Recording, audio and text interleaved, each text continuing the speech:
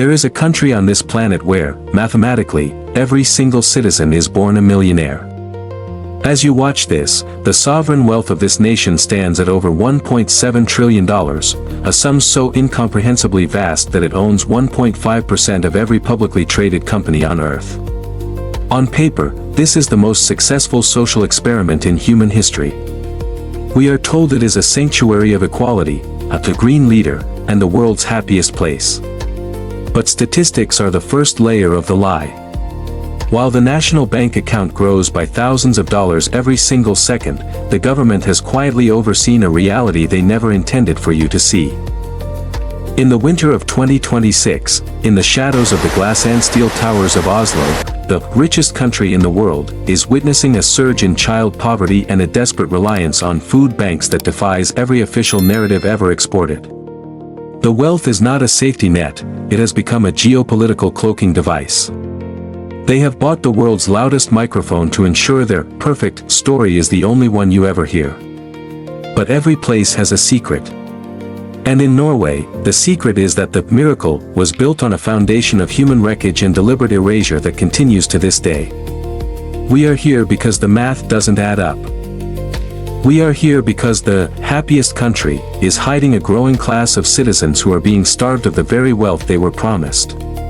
Drop a comment telling me where in the world you are watching from. I want to know exactly how far these hidden stories are reaching. We are standing on the corner of Schwegards Gate, less than a 20-minute walk from the glass and steel monolith of the Norwegian parliament. It is 5:30 a.m. In any other, wealthy, capital, the pre-dawn silence would be broken by the rumble of garbage trucks or the first pulse of commuters. But here, the streets are eerily quiet, populated by the soft hum of high-end electric SUVs. Look closer. Tucked into the industrial gray of the city's perimeter is a phenomenon the official state tourism board never photographs. It is a line. It is not made of tourists waiting for the Munch Museum, but of human beings wrapped in heavy wool, breaths blooming in the sub-zero air.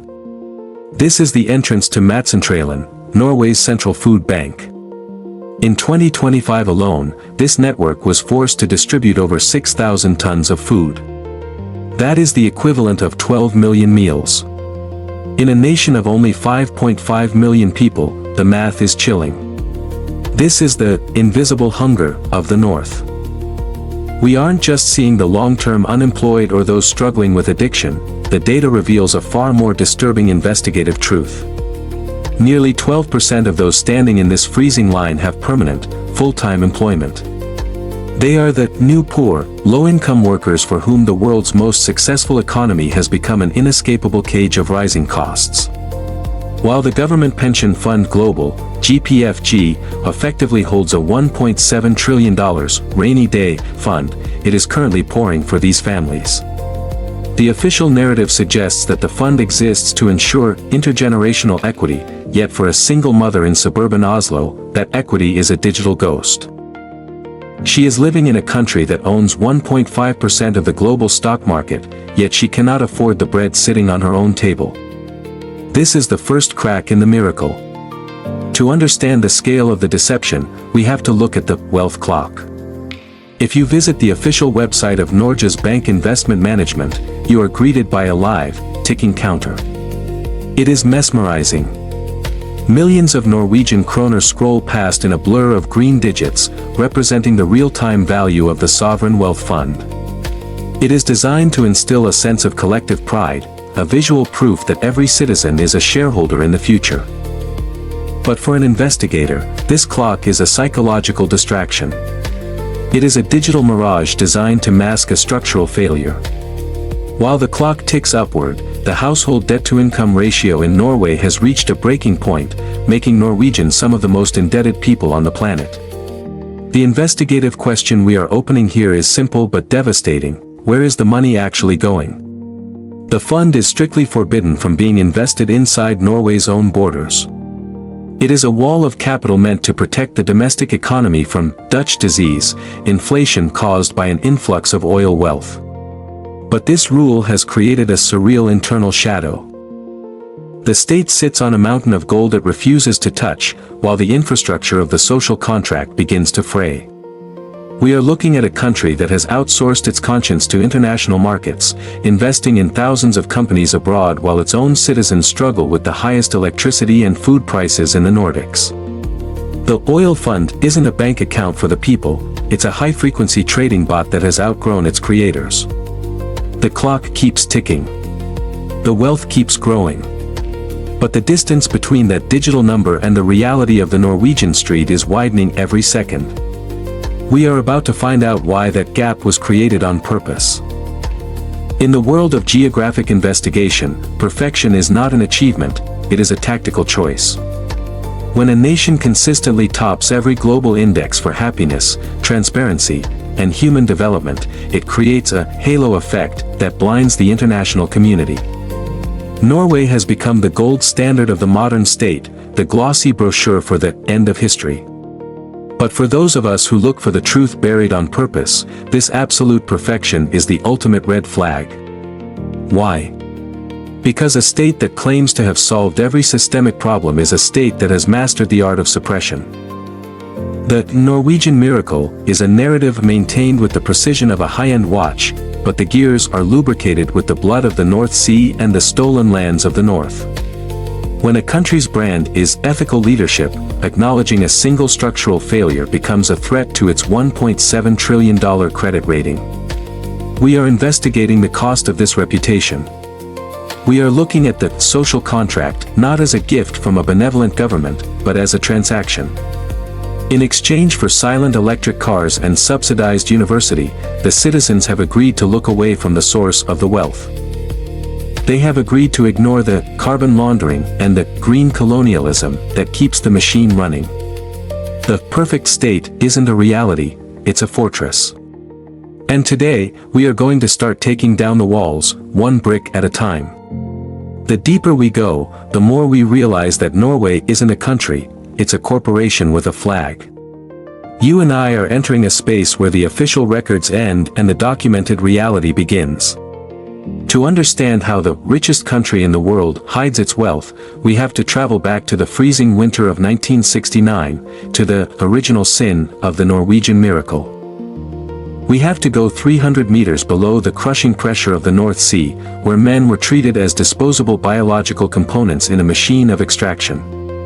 Over the next 14 sections, we are going to expose the 5 pillars of this hidden empire. We will investigate the trade secrets that destroyed the nervous systems of the pioneer divers. We will uncover the green colonialism that is currently erasing the Sami culture in the name of environmentalism. We will analyze the 2025 Magnificent Seven shield, the moment the Norwegian parliament chose the stock market over human rights. This is not a travel documentary. There are no breathtaking fjords here, only the cold, hard geometry of a financial superpower that has outgrown its own morality. By the time we reach the final revelation, your understanding of utopia will be permanently altered. We are looking for the ghosts in the foundation. We are looking for the truth that was buried under $1.7 trillion. The investigation starts now. We are moving from the food banks of Oslo to the oil rigs of the 1960s. Prepare yourself. Because once you see the mechanism of the perfect state, you can never unsee it. We are closing the gap between the brand and the reality. The first layer of the lie is about to be stripped away. The Christmas Eve of 1969 was not a day of celebration for the executives at Phillips Petroleum, it was a day of desperate, cold-blooded calculation. For months, the drilling rig Ocean Viking had been clawing at the North Sea floor, finding nothing but gray silt and expensive silence. The consensus among the world's leading geologists was absolute: the Norwegian continental shelf was a barren wasteland, a tectonic graveyard devoid of liquid wealth. The company had already poured millions into the freezing depths, and the board of directors in Oklahoma had issued a final, blunt directive to pull the plug. But a peculiar clause in the drilling contract changed the course of European history. It was cheaper for Phillips to drill one last hole than to pay the massive cancellation penalty for terminating the rig early. This was not a visionary leap of faith or a grand national strategy. It was a technicality. On a day when the rest of the world turned its eyes toward home, a drill bit 320 kilometers southwest of Stavanger struck a reservoir so pressurized it nearly overwhelmed the machinery. They hadn't just found a pocket of gas, they had punctured the giant Ekofisk field. In that moment, the identity of a humble fishing and shipping nation was obliterated. The miracle began not with an ethical framework, but with a frantic, industrial accident that the state was entirely unprepared to manage. The investigation into Norway's wealth must start here, with the realization that the foundation of the world's most moral economy was laid by a foreign corporation's refusal to pay a fine. The strike at Ekofisk was the original sin, a sudden inheritance of black gold that would force a quiet, Lutheran society to reinvent its soul in the image of an extraction colony.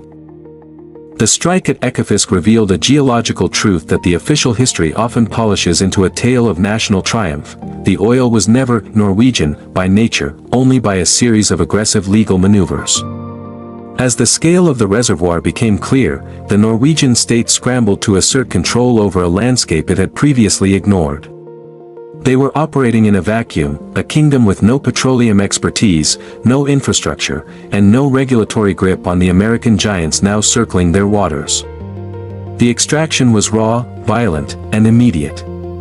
To get the wealth to the surface, the state had to transform the North Sea into a massive, submerged factory.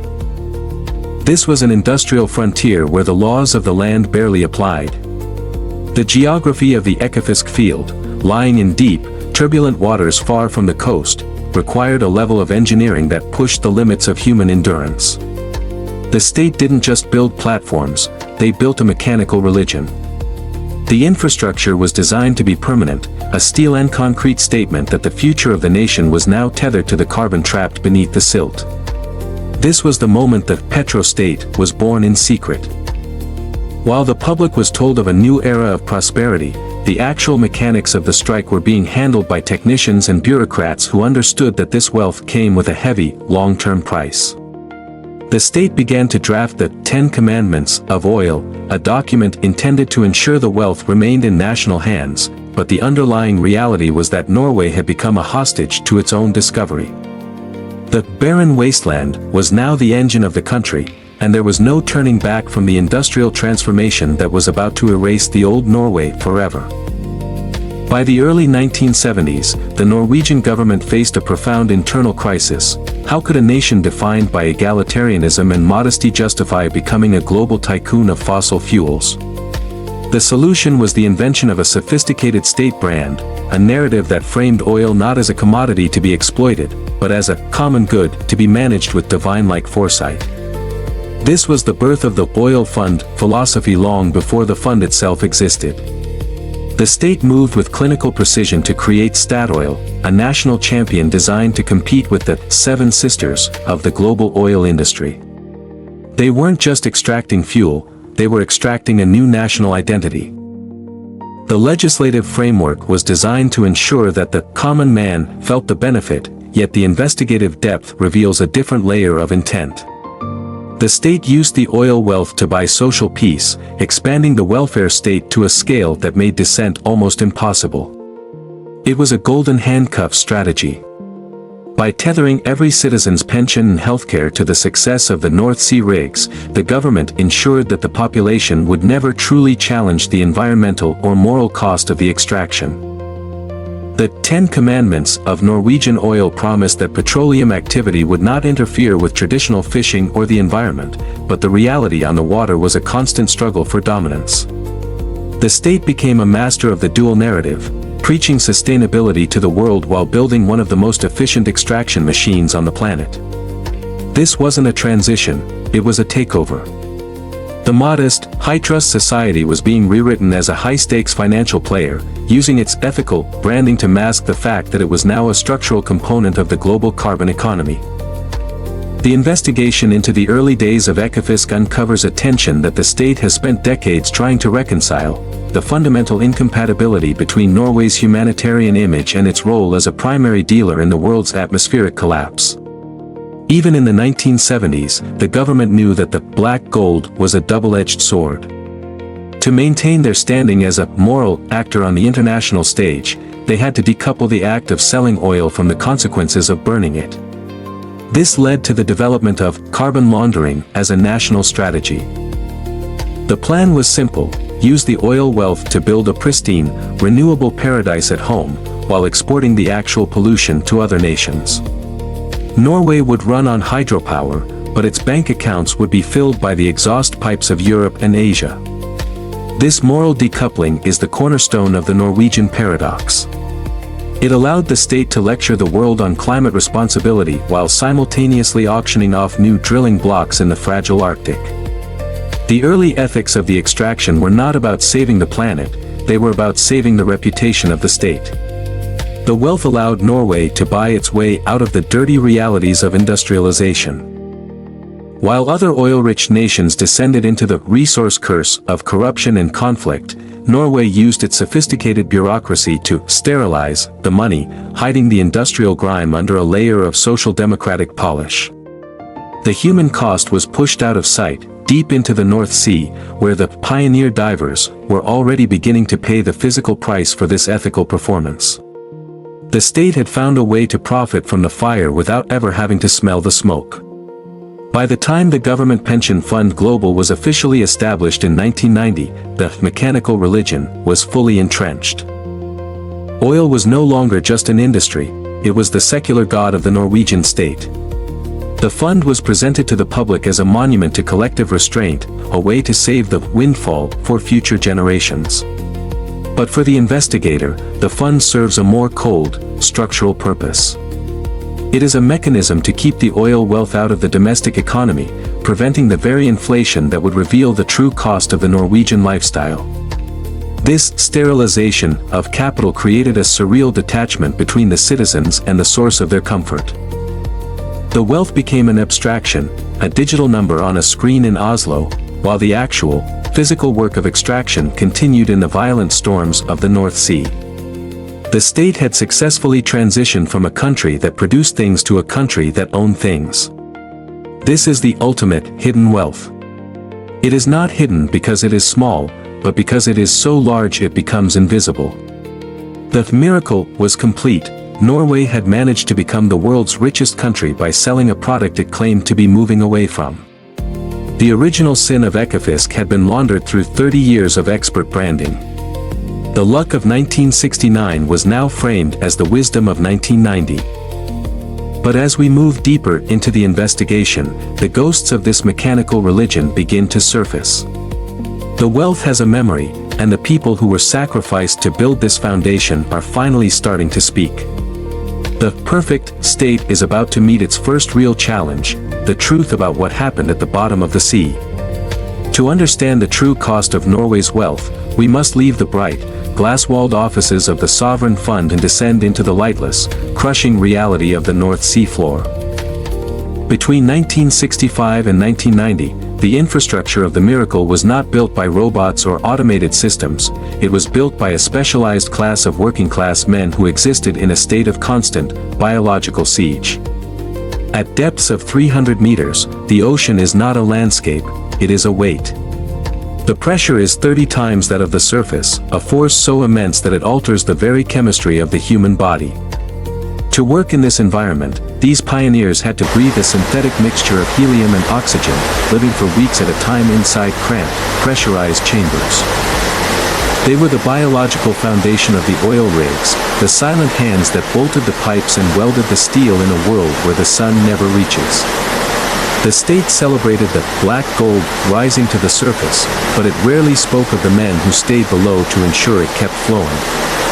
This was a frontier where the biological limits of the human nervous system were tested to the point of failure. The investigation reveals that while the nation was being promised a future of infinite prosperity, these men were being pushed into a pressurized abyss that would eventually claim their health, their memories, and their dignity. The wealth was accumulating in Oslo, but the physical wreckage was being buried at the bottom of the sea.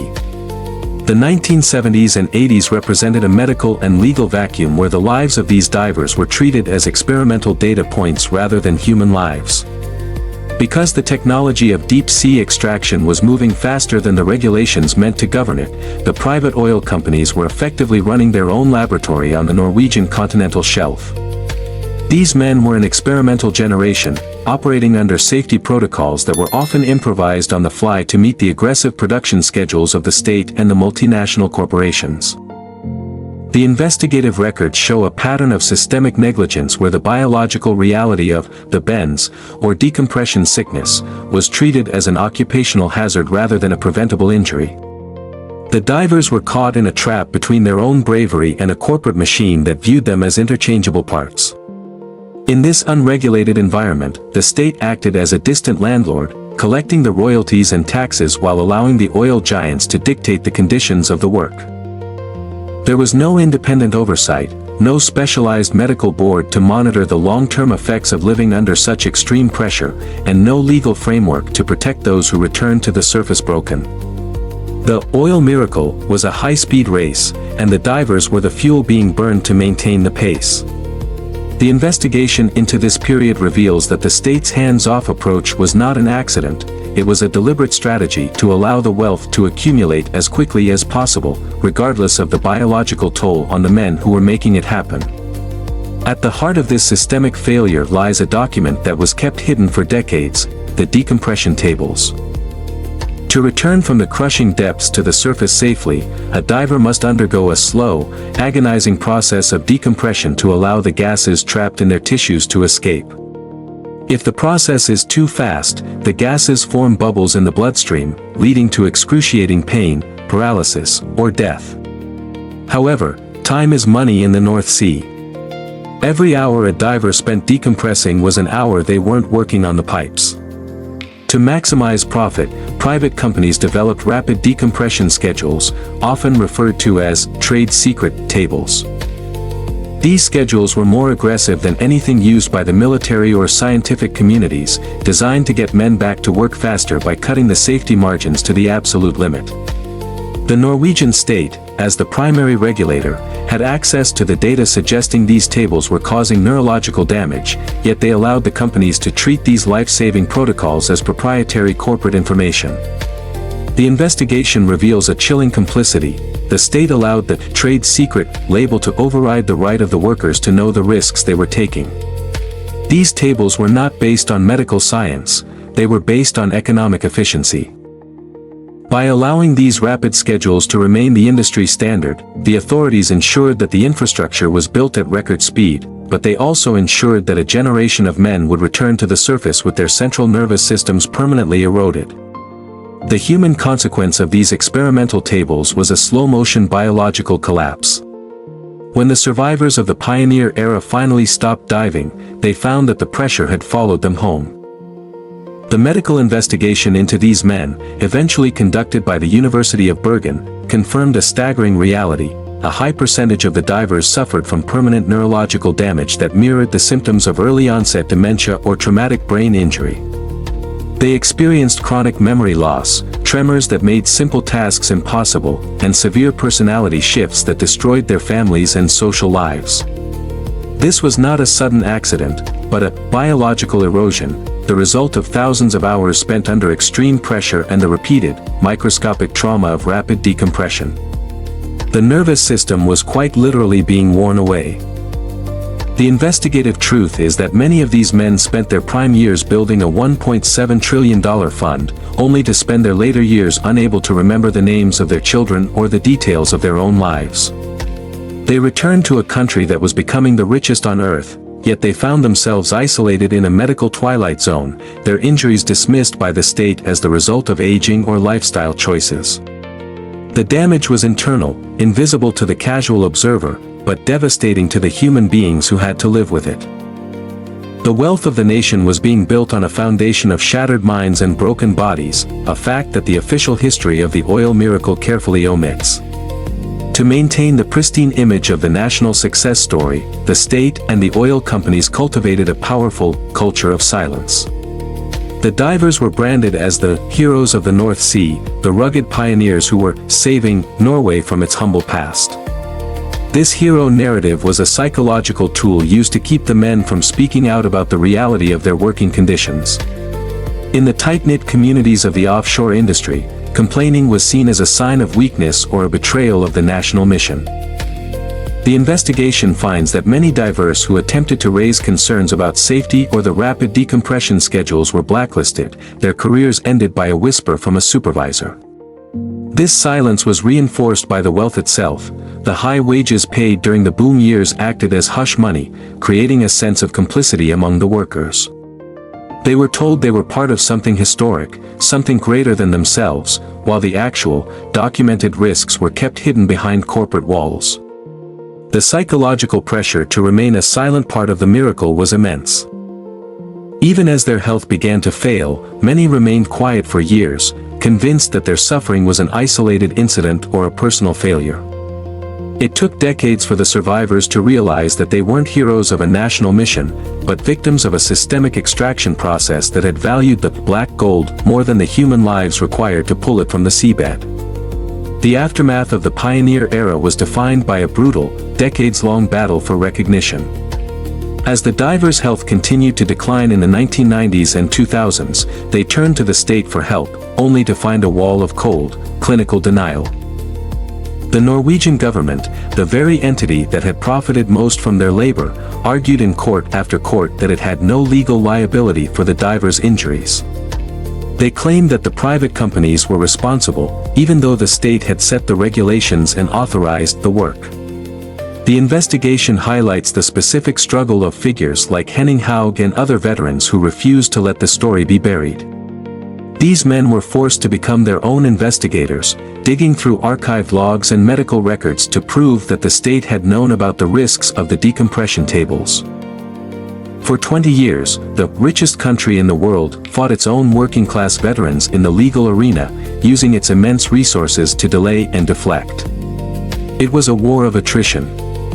The state waited for the divers to die, hoping the problem would vanish with the generation that created it.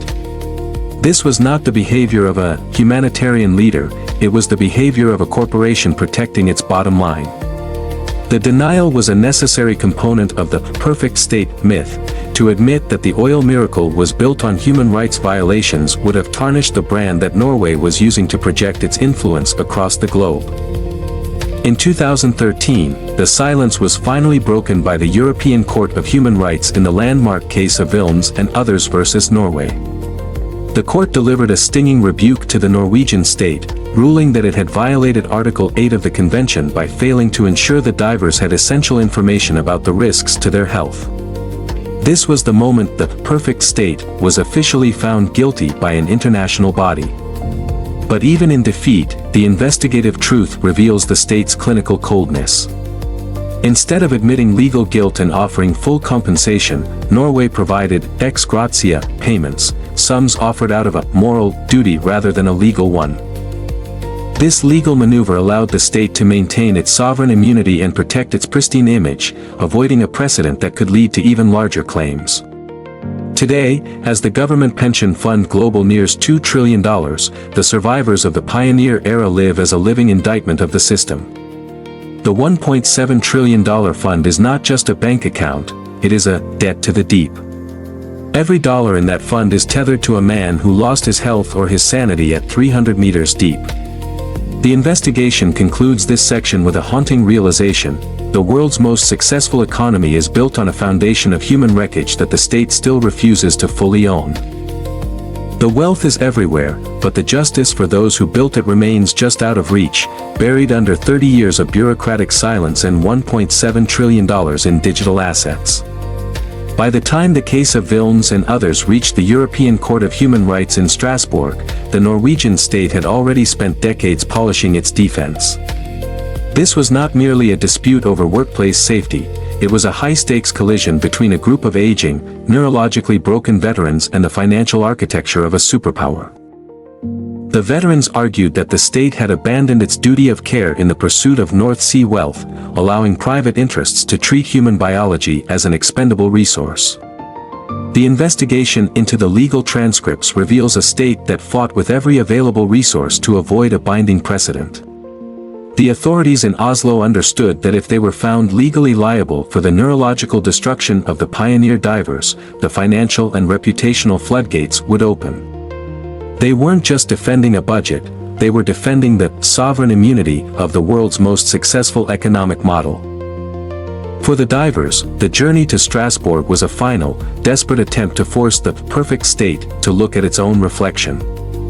They arrived with medical records detailing tremors, cognitive collapse, and lives spent in a state of permanent physical agitation. The state arrived with a phalanx of the continent's most expensive lawyers, arguing that the men had known the risks and that the government was merely a distant regulator. The challenge in Strasbourg was to prove that the state's silence during the 1970s and 80s was not a passive oversight, but a deliberate choice to prioritize the flow of oil over the preservation of human health. The 2013 ruling by the European Court of Human Rights was a surgical strike against the Norwegian narrative of transparency. The court found that the state had violated Article 8, the right to respect for private and family life, by failing to ensure that the divers were fully informed of the risks they were undertaking. The investigation into the court's logic exposes a devastating failure of oversight. The state had the information, it knew the decompression tables were experimental and dangerous, yet it allowed the private companies to keep that data secret. By withholding this knowledge, the government had stripped the men of their ability to make an informed choice about their own survival. The court's decision made it clear that a state cannot hide behind a hands-off regulatory approach when the lives of its citizens are being traded for industrial efficiency. This was a direct violation of the human rights of the very people who had provided the state with its $1.7 trillion foundation. For the first time in the history of the oil miracle, the perfect state was officially branded as negligent by an international authority.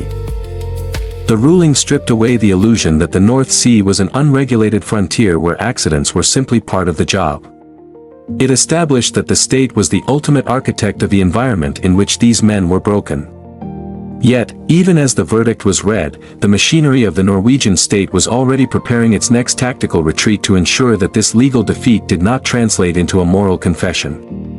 The state's response to the Strasbourg ruling was a masterclass in clinical damage control, executed through a strategy known as ex gratia payments. In the world of legal maneuvering, an ex gratia payment is a sum of money given out of a moral sense of duty, rather than a legal obligation. By refusing to settle the claims through a traditional admission of guilt, the Norwegian government successfully bypassed the legal accountability that would have forced a systemic rewrite of its history. The investigation into the settlement process reveals a cold, calculated transaction. The state offered enough money to silence the immediate outcry, but not enough to admit that its entire oil infrastructure was built on a foundation of human rights abuses. This maneuver allowed the state to preserve its sovereign immunity, ensuring that the $1.7 trillion fund remained protected from future lawsuits. The moral payment was a way to pay the debt without acknowledging the crime.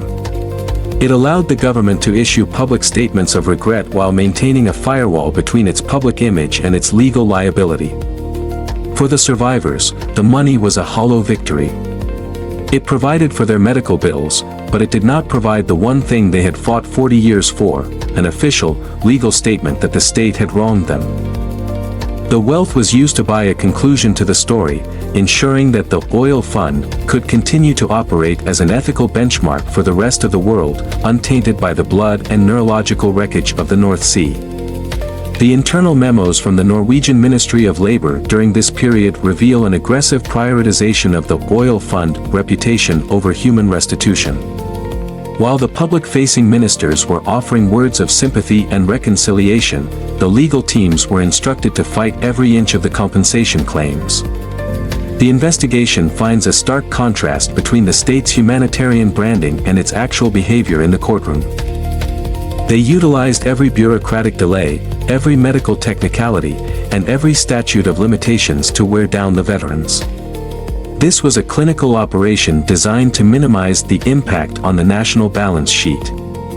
The state's defense focused on the idea that the divers were well paid for their risks, an argument that attempted to turn the wealth itself into a justification for the destruction of the workers' health. By framing the high wages of the 1970s as a form of prepaid compensation for future disability, the state attempted to commodify the human nervous system. This logic was essential for the preservation of the national myth. If the state admitted that no amount of money could compensate for the deliberate withholding of safety information, the entire moral structure of the petroleum economy would have collapsed. The investigation into these years of legal siege shows a government that viewed its citizens as creditors to be managed, rather than humans to be made whole. The clinical precision of the damage control ensured that while the divers received a payout, the perfect state never had to change its story. The resolution of the Pioneer Diver case established a permanent blueprint for how the richest country in the world manages its ghosts.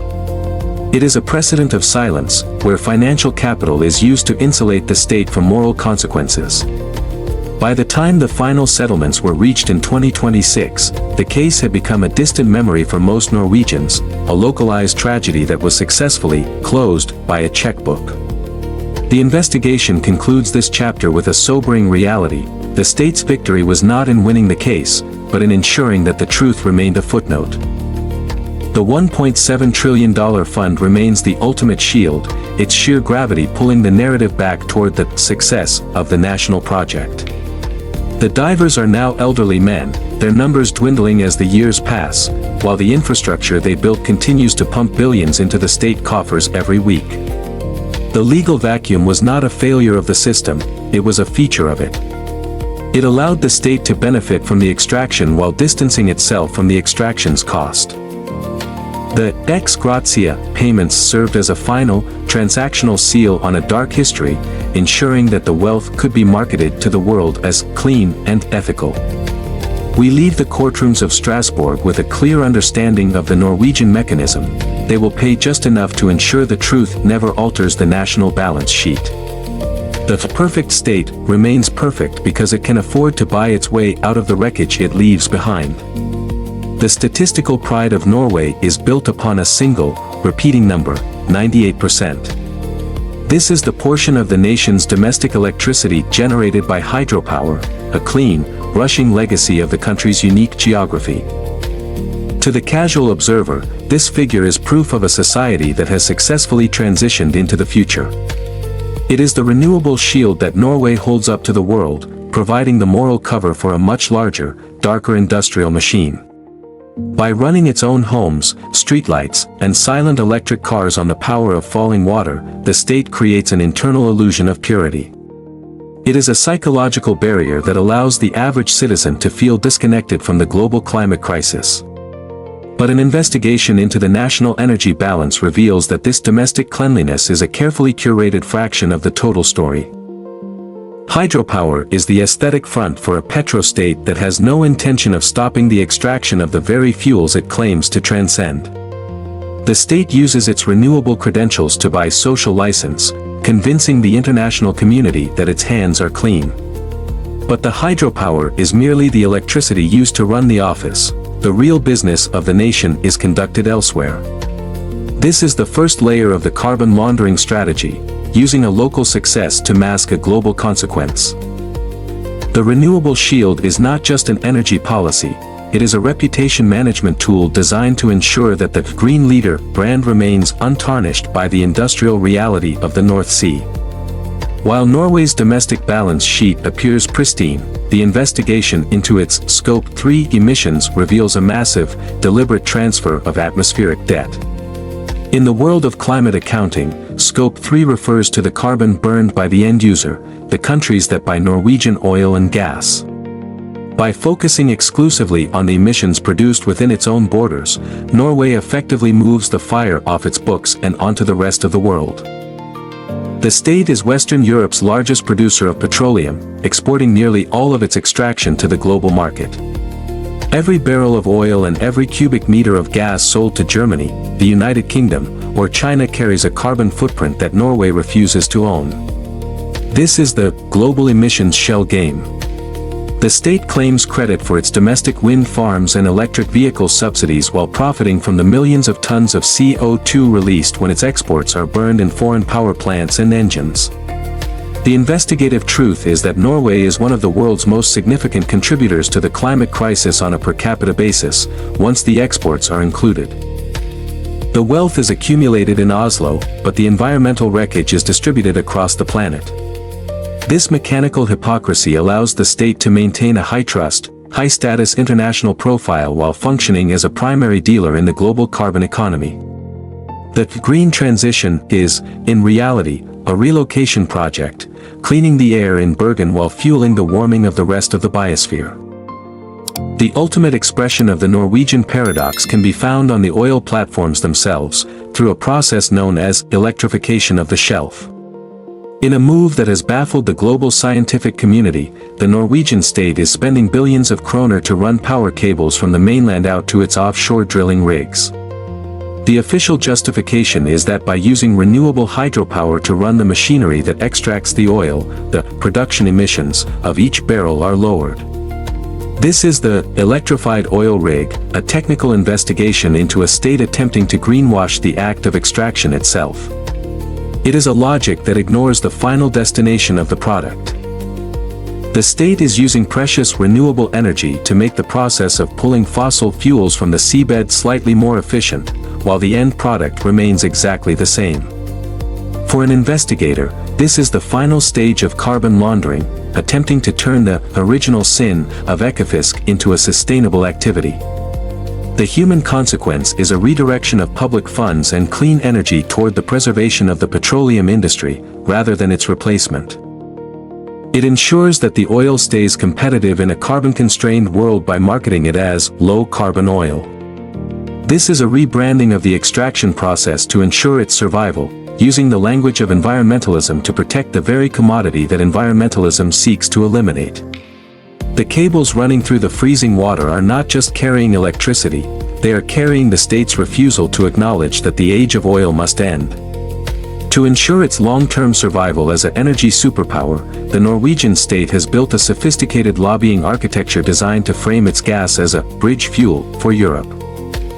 Through state-owned entities and diplomatic influence campaigns, Norway has successfully convinced many European neighbors that its fossil fuels are a necessary partner for the transition to renewables. The investigation into these influence operations reveals a coordinated effort to secure decades of future dependency on Norwegian gas. By positioning itself as the reliable and ethical alternative to more volatile regimes, Norway has effectively captured the energy transition of its neighbors. This ensures that the state's wealth continues to grow even as the world attempts to move away from carbon. The bridge fuel narrative is a tactical masterpiece. It allows Norway to sell its product as a solution to the climate crisis rather than a cause of it. The lobbying goes beyond simple trade agreements, reaching into the heart of European climate policy to ensure that gas remains a subsidized part of the green taxonomy.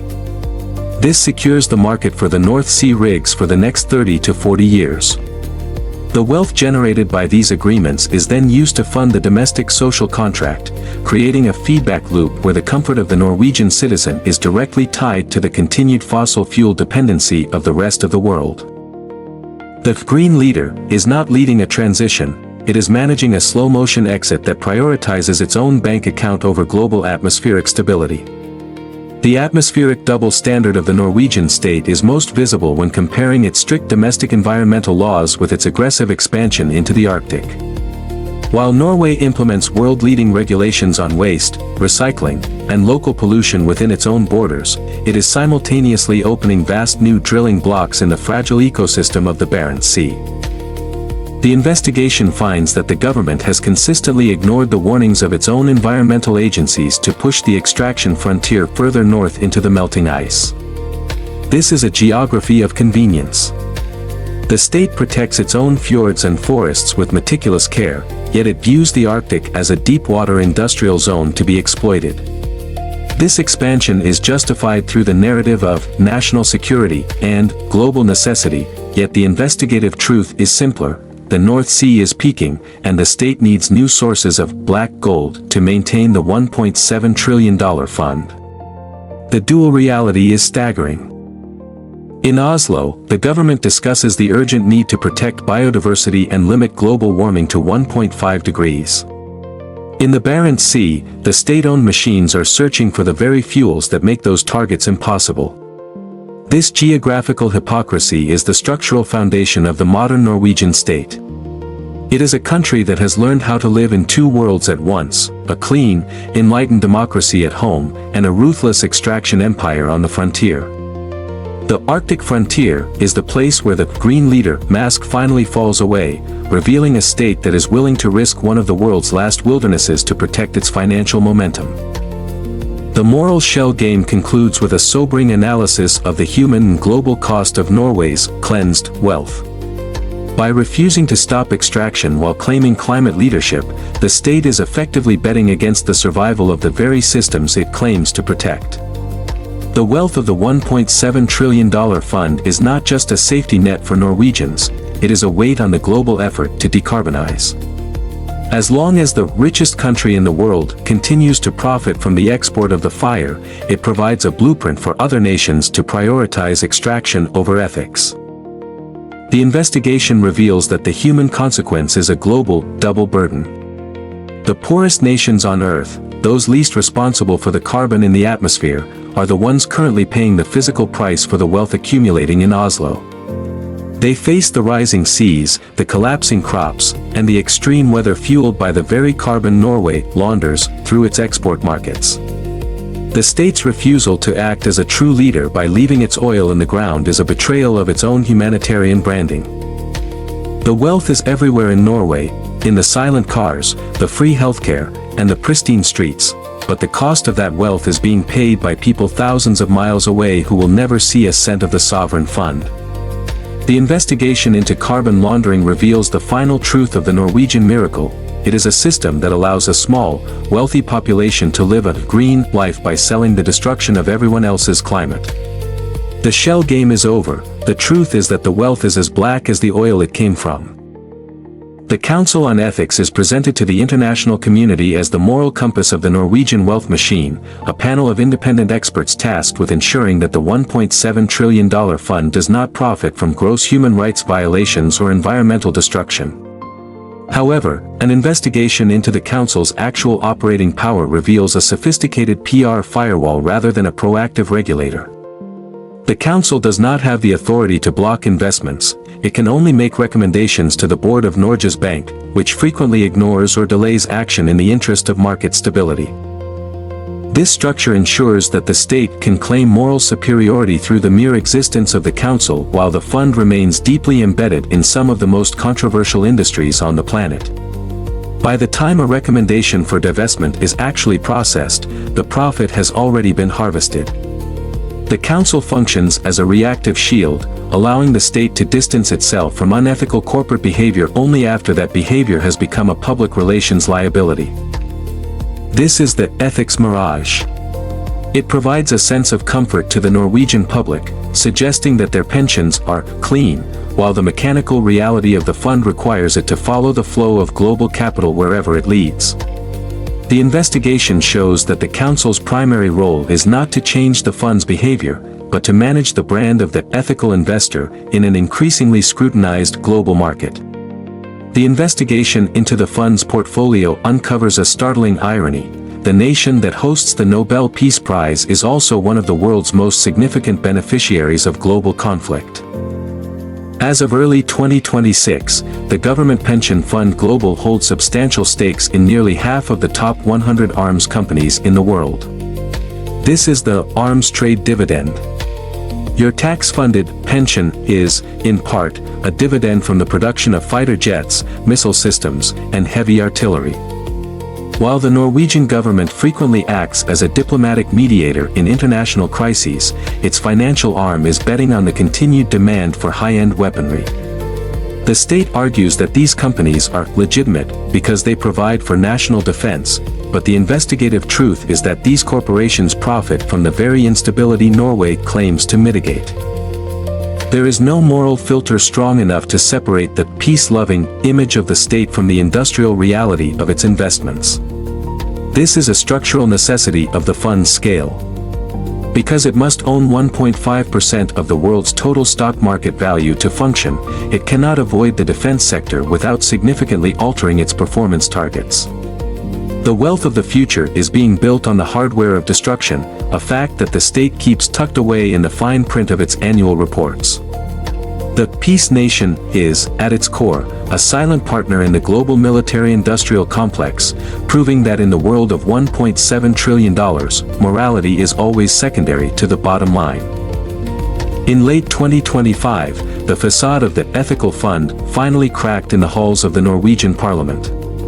In a move that sent shockwaves through the human rights community, the government suspended the Council on Ethics' ability to recommend divestment from the Magnificent Seven, the American tech giants including Apple, Microsoft, Alphabet, and Amazon. The official reason was to safeguard the long-term interests of the fund during a period of extreme market volatility. But the investigative truth is far more revealing. Norway's wealth has become so tethered to these corporations that it can no longer afford to have a conscience. These tech giants are currently under global scrutiny for labor abuses, data privacy violations, and the environmental impact of their massive data centers, yet the Norwegian state has built a shield around them. This legislative pivot marks the moment when the fund officially outgrew its own ethical framework. The state recognized that divesting from even one of these pillars would trigger a massive financial loss that the national budget could not absorb. This is the point of no return for a sovereign wealth fund. When an investment becomes too big to fail morally, the ethics are discarded to protect the liquidity. The Magnificent Seven shield is proof that the Norwegian miracle is no longer a democratic project, it is a hostage to the very global corporate interests it once claimed to oversee. The wealth has become an autonomous force, and the state has chosen to serve the machine rather than the principles it preaches to the world. The mechanical reality of managing $1.7 trillion creates a state of institutional liquidity that is fundamentally incompatible with human rights advocacy. Because the Norwegian fund is the largest single owner in the global stock market, its movements are tracked by every major financial institution on Earth. If the fund were to exit a position based on ethical grounds, it would signal a massive sell to the rest of the market, potentially crashing the value of that stock before the fund can even finish its trade.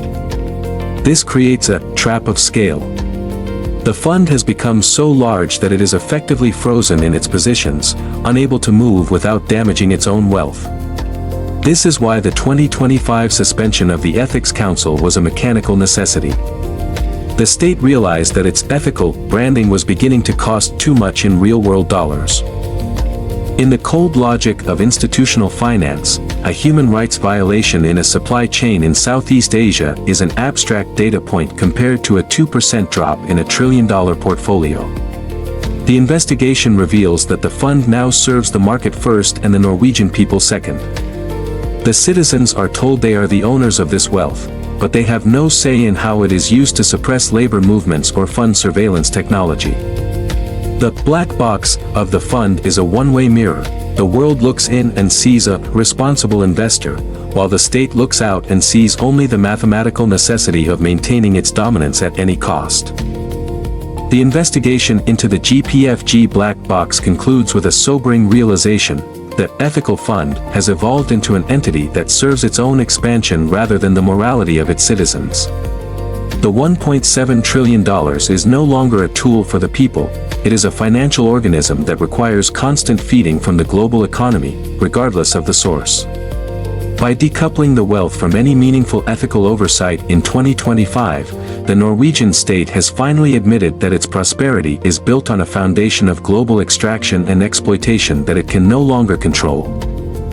The conscience of the fund was a luxury of its early years, a feature that could be maintained when the sums were smaller and the stakes were lower. Now, in 2026, the wealth is so vast that it has its own gravity, pulling the state's policies into alignment with the interests of global capital. The human reality of this digital wealth is a total lack of accountability. While the average Norwegian enjoys the benefits of this fund, they are becoming increasingly disconnected from the actions taken in their name. The black box has achieved its ultimate goal: it has made the source of the wealth invisible. Whether it is arms sales, labor exploitation, or environmental degradation, the money is laundered through so many layers of institutional liquidity that it arrives in Oslo looking clean. But as we move north to the Sami lands, we are about to see what happens when that clean money meets the reality of the people it is designed to erase. The Fosen Peninsula sits along the jagged western coast of Norway, a landscape where the wind is not just a weather pattern, but a constant, physical force. For centuries, this geography has belonged to the South Sami reindeer herders, for whom these high ridges are not empty space, but a biological and cultural necessity. Reindeer are migratory creatures of habit. They rely on the undisturbed silence of the winter pastures to survive the harshest months of the year. To the Sami, this land is a living map of their identity, protected by international treaties and a deep, ancestral understanding of the Arctic's fragile balance. However, in the eyes of the Norwegian state and the energy corporations, these ridges were viewed through a different lens. They were prime real estate for the green transition. The investigation into the Fosen scandal reveals that the state's desire for renewable energy blinded it to the human reality of the people already living there. By the time the massive infrastructure of Europe's largest onshore wind project began to arrive, the sacred grazing lands had already been reclassified as industrial zones. The towers were not just additions to the landscape, they were a displacement of a culture. The rhythmic thrumming of the blades and the constant flashing of the lights created a sacrifice zone where the reindeer, sensitive to the slightest mechanical intrusion, refused to graze. The wealth of the future was being mapped onto the destruction of the past, setting the stage for one of the most significant human rights investigations in modern European history. The investigation into the construction phase of the Fosen wind farms uncovers a strategy of possess first, litigate later, that effectively bypassed the democratic process. Despite active and vocal opposition from the Sami herders, the Norwegian Ministry of Petroleum and Energy allowed the construction of 151 turbines to proceed while the legality of the project was still being contested in the courts. This was a deliberate choice to create a fait accompli, a physical reality so massive and expensive that it would be functionally impossible to reverse. The state poured billions into the granite of the Fosen Peninsula, erecting steel giants that stood 150 meters tall, all while the herders were being told to wait for the legal system to catch up. By the time the case reached the highest levels of the judiciary, the damage was already done. The grazing paths were severed by access roads, and the winter pastures were dominated by the industrial hum of the turbines. The investigative records show that the state banked on the idea that the green label would protect the project from serious legal consequences. They assumed that the global necessity of climate action would always outweigh the local rights of an indigenous minority. This was a calculated risk that backfired, but by the time the verdict arrived, the state had already achieved its goal. The turbines were spinning, the dividends were flowing, and the Sami way of life had been physically interrupted by a forest of steel that the state had no intention of tearing down. On October 11, 2021, the Norwegian Supreme Court delivered a unanimous, historic verdict that sent a tremor through the foundations of the perfect state. The 11 judges ruled that the construction of the Storia and Rhone wind farms was officially illegal. The court found that the project violated Article 27 of the International Covenant on Civil and Political Rights, which protects the right of indigenous peoples to enjoy their own culture. The ruling was a surgical takedown of the state's logic. The court declared that the licenses issued for the wind farms were void because the turbines interfered with the reindeer herding to such an extent that it threatened the very survival of the South Sami culture in that region. This was a moment of epistemic justice. For the first time, the highest legal authority in the country had confirmed that the Green leader was, in fact, a human rights violator. The investigation into the verdict reveals a staggering legal reality: 151 turbines, generating massive profits for the state and international investors, were now standing on land where they had no legal right to exist. The oil fund was being fueled by a project that the law had deemed a violation of the most fundamental rights of its own citizens. It was a victory for the Sami, but as the days turned into weeks, it became clear that the state viewed the Supreme Court's ruling not as a command to stop, but as a problem to be managed through bureaucratic delay. What followed the 2021 verdict was a period of 500 days that serves as the most damning evidence in this investigation. Despite a unanimous ruling from its own Supreme Court, the Norwegian government did nothing. For over a year and a half, the turbines continued to spin, the blades continued to flash, and the revenue continued to pour into the state coffers.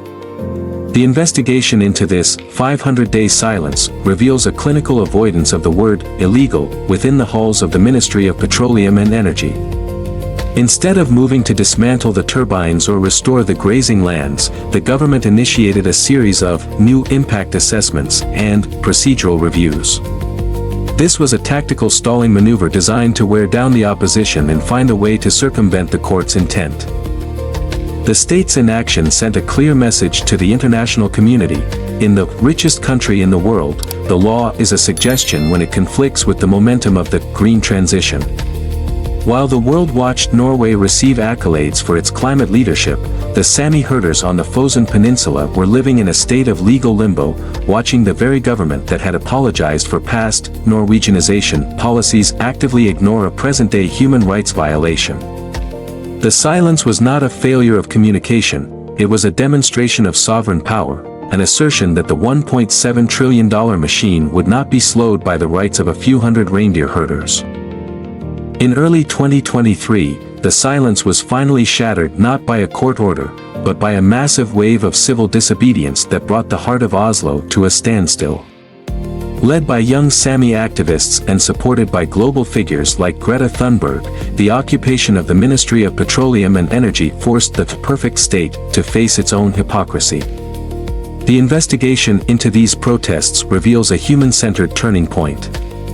These were not just activists, they were the descendants of those who had survived the boarding schools and the forced assimilation of the previous century. They were there to close down the state until the human rights violation was acknowledged.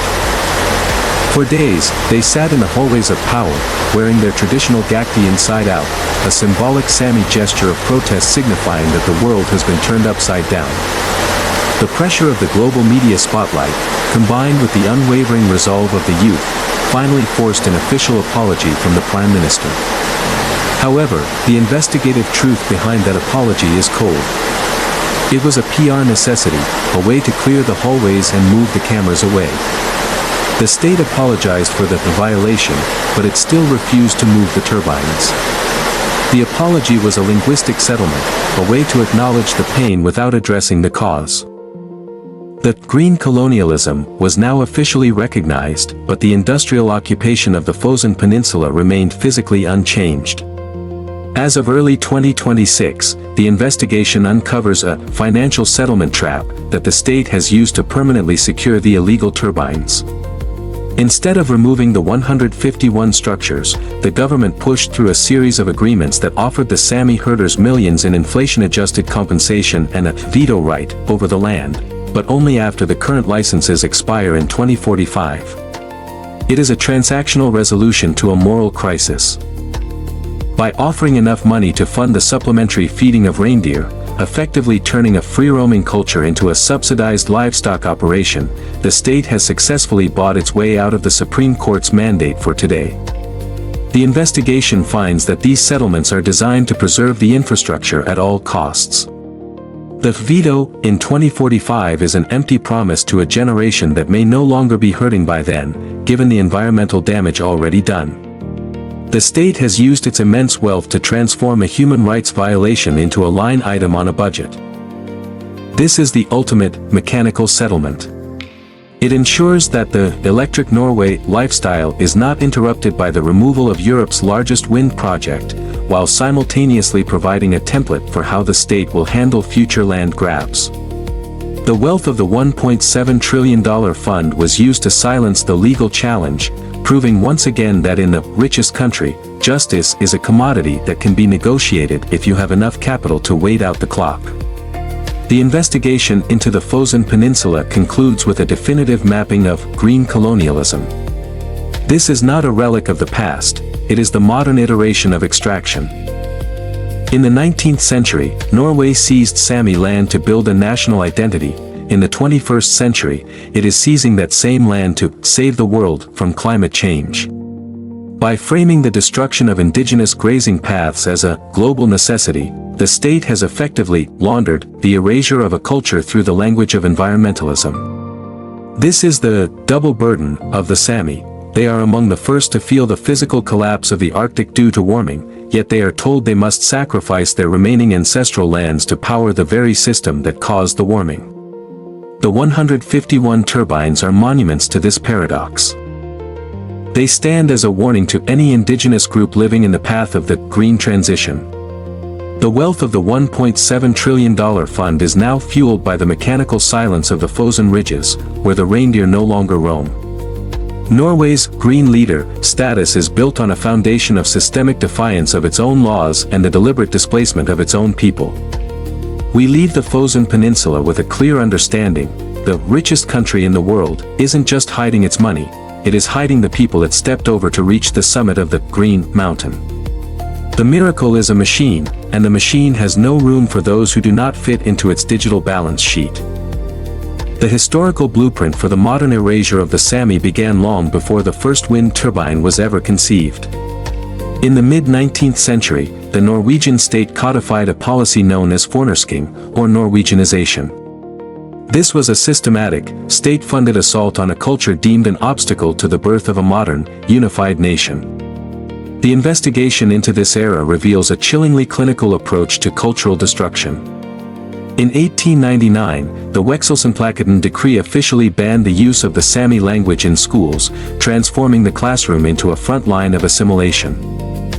Children were stripped from their families and sent to state-run boarding schools where their identity was treated as a defect to be cured. The goal was simple: to ensure that the next generation would speak only Norwegian, pray only in Norwegian, and view the land not as a living relative, but as a resource for the state. This was the original mechanism of erasure, a brutal, decades-long project to domesticate the North and fold its people into the industrial machinery of the South. The state justified this through the language of civilization and progress, arguing that the Sami had to be saved from their own traditions to participate in the future. The physical scars of this policy remain in the graveyards of the boarding schools and the silenced tongues of the elders. It established a structural precedent that the rights of the indigenous population are always secondary to the national mission, a logic that has not disappeared, but merely evolved into a more socially acceptable form in the 21st century. As the 20th century closed, the state realized that the language of civilization no longer carried the same weight on the global stage. To continue the expansion into Sami lands, a strategic pivot was required. The investigation into the modern era reveals that the state has successfully rebranded land seizure from a racial necessity to a global climate necessity. This is the new language of erasure, the green transition. Instead of claiming that the Sami are uncivilized, the state now argues that their traditional grazing lands are needed to save the planet. By framing the construction of wind farms and power lines as an act of environmental heroism, the government has created a narrative where any indigenous resistance is seen as a betrayal of the global good. This is a tactical masterpiece. It allows the green leader to bypass human rights concerns by appealing to the existential threat of climate change. The strategic pivot ensures that the extraction of resources continues uninterrupted, while the moral high ground is maintained. The investigative truth is that the goal remains exactly the same as it was in 1899, the displacement of a culture to facilitate the growth of the national bank account. The only difference is the color of the banner under which the seizure is carried out. The boarding school has been replaced by the wind farm, and the decree has been replaced by the environmental impact assessment, but the result is the same: the Sami are being told, once again, that their identity is the price of Norway's progress. The psychological parallels between the historical theft of children and the modern theft of ancestral grazing lands are devastatingly precise. To the Sami, the land is not a commodity, it is a repository of memory, boarding school of energy, where the younger generation learns the rhythms of the Arctic and the history of their ancestors. When the state seizes a winter pasture for a wind project, it isn't just taking acreage, it is severing the transmission of a culture. Reindeer herding is the heartbeat of Sami identity, and without the land, the language and the traditions have nowhere to live. The investigation finds that the modern green projects are creating a new generation of displaced people, youth who see their future being dismantled by the very state that claims to be protecting the environment. Being told that your ancestral heritage is an obstacle to saving the world is a profound form of cognitive violence. It forces the Sami into a double burden, where they are blamed for the failure of a climate transition they did not cause. The human cost is a recurring trauma, a feeling that the perfect state will always find a reason to take what remains. The investigation into the lived reality of the Fosen herders shows that the rhythmic thrumming of the turbines is the modern equivalent of the boarding school bell, a constant, mechanical reminder that their presence on the land is temporary and subject to the whims of the $1.7 trillion machine in Oslo. In 2023, the Truth and Reconciliation Commission delivered a massive report detailing the horrors of the Fornorskning era. The state issued formal apologies, and the public-facing ministers spoke of a new chapter in the relationship between Norway and the Sami. But for an investigator, the truth and reconciliation paradox is found in the timing.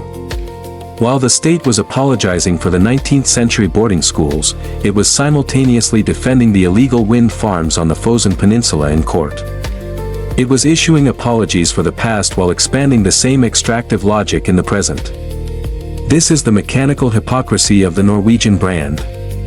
The state uses the truth process as a pressure valve, a way to release the historical tension without actually altering its current behavior.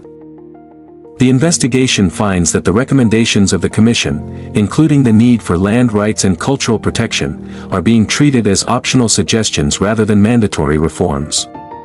The state is more than happy to apologize for the brutal policies of dead politicians, as long as it can continue to use the green transition to justify the same outcomes today. The truth is being used as a branding tool to maintain the image of the humanitarian leader, while the reconciliation remains a transactional promise that never reaches the grazing lands.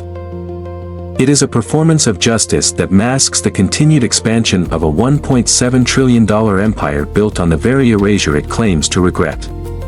The newest iteration of this erasure is the critical mineral frontier. As the world demands more copper, cobalt, and lithium for the electric Norway lifestyle, the state is looking north once again. The investigation into current mining projects in the Arctic reveals that the government is fast-tracking licenses for massive open-pit mines on Sami territory. These minerals are marketed as green because they are essential for batteries and wind turbines, but the investigative truth is that their extraction is as destructive as the oil it seeks to replace. The waste from these mines is often dumped directly into the fjords, destroying the marine ecosystems that the coastal Sami have relied on for millennia. This is the latest frontier of land seizure, where the demand for a carbon-neutral future is used to justify the permanent destruction of an indigenous landscape. The data-driven investigation shows that the state is prioritizing the needs of the global tech giants and the Magnificent Seven over the human rights of its own citizens. The green minerals are the new black gold, and the Sami are being told once again that they must sacrifice their identity to fuel the next wave of global growth. The $1.7 trillion fund is the engine behind this expansion, providing the capital and the political cover for a mining boom that treats the Arctic as a bottomless quarry for the green machine. The investigation concludes this section by defining the green transition as the modern mechanism of moral erasure. It is a socially acceptable justification for indigenous displacement that allows the richest country in the world to maintain its pristine reputation. By framing the erasure of Sami culture as a sacrifice for the greater good, Norway has successfully bypassed the moral obstacles that hindered its 19th-century predecessors. This is the final link between the $1.7 trillion fund and the destruction of identity. The wealth is not just a bank account, it is a tool to rewrite history in real time. It allows the state to define what is ethical, what is green, and what is necessary. In this system, the Sami are treated as a relic of the past that must make way for the high-tech, carbon-neutral future. The mechanism of moral erasure ensures that the human cost of the transition is never reflected in the national balance sheet. The world looks at Norway and sees a pioneer of the renewable age, but the reindeer herder looks at the wind farm and sees the same machine that took their language a century ago. The erasure is not a mistake, it is a structural requirement of a state that refuses to stop growing. The miracle is a cycle of extraction that has simply learned how to change its skin. The $1.7 trillion is the silence that follows the erasure, a wealth so vast it can buy the world's permission to forget. The predatory irony of the Barents Sea is that the Norwegian state is utilizing the physical symptoms of climate collapse to accelerate the very industry that caused it. As the Arctic ice recedes at a rate far exceeding global averages, the shifting geography is not being viewed by the authorities as a planetary warning, but as a logistical opening. The melting ice has turned a once impenetrable frozen barrier into a lucrative goldmine of untapped hydrocarbons. This is the Arctic Frontier strategy, a calculated move to push the extraction boundary further north than ever before, into waters that were structurally protected by the climate for millennia. The investigation into the Barents licenses reveals a state that is effectively betting on the continued warming of the planet to lower its operational costs. While the government hosts international summits on the protection of the cryosphere, its technical vessels are busy mapping the newly exposed seabed for the next generation of drilling blocks. This geographical opportunism is the ultimate expression of the petrostate logic. It treats the disappearance of the ice as a dividend rather than a disaster. By moving into the Barents, Norway is sending a clear message to the global markets that green transition is a secondary concern to the exhaustion of the fossil fuel frontier. The wealth of the future is being extracted from the wreckage of the North, a reality that the state masks with high-level rhetoric about sustainable Arctic management. The melting goldmine is the place where the green leader brand and the extraction empire reality finally collide in the freezing water. The Wisting project represents a definitive line in the silt, a technical and moral boundary that the Norwegian state has chosen to cross despite the catastrophic risks. Located over 300 kilometers from the mainland, Wisting is the northernmost oil prospect currently being fast-tracked for development. The investigation into the project's environmental impact assessments reveals a staggering lack of infrastructure for oil spill recovery in these extreme conditions. In the Barents Sea, the combination of total darkness, drifting ice, and violent storms makes the standard cleanup technology used in the North Sea virtually useless. If a blowout were to occur at Wisting, the oil would be trapped under the ice or carried into the protected ice edge zone, one of the most biologically productive and fragile areas on Earth. The state's own experts have warned that a major spill here would be permanent and unrecoverable, yet the Ministry of Energy continues to prioritize the project. The Wisting field is not just an oil deposit, it is a stress test for the nation's conscience. By authorizing drilling in a region where the margin for error is zero, the state is demonstrating that the $1.7 trillion fund requires constant expansion, even if it means risking the total collapse of the Arctic ecosystem.